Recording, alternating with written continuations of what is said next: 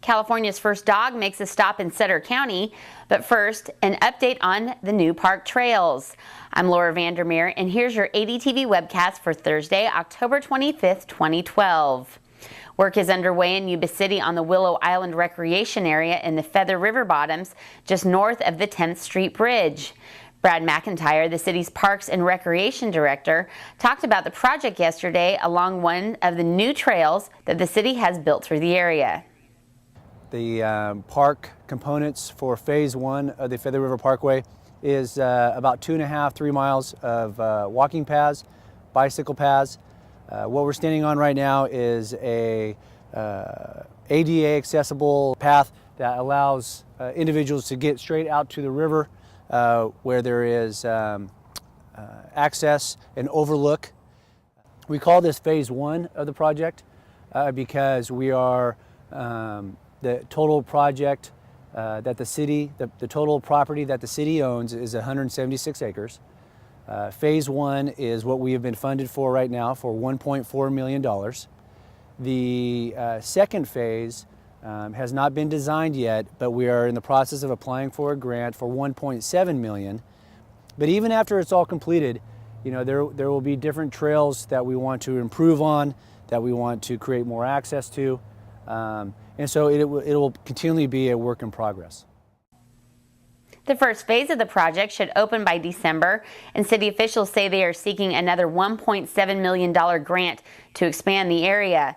Reporter Ryan McCarthy's story can be read here at AppealDemocrat.com.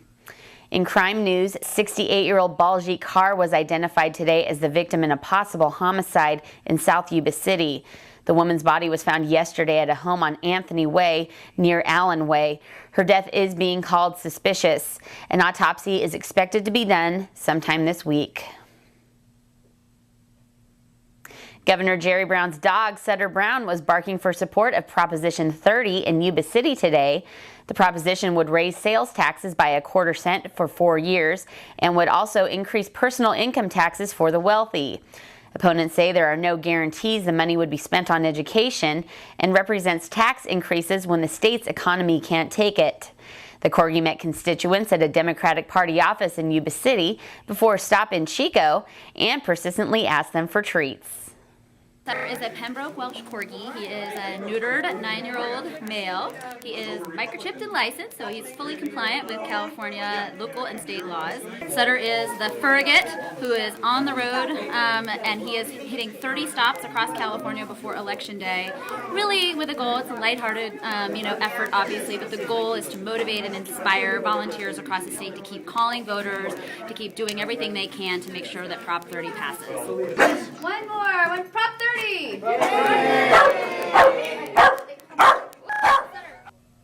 And River Valley High School's homecoming game on Friday pits the Falcons against the Woodland Wolves.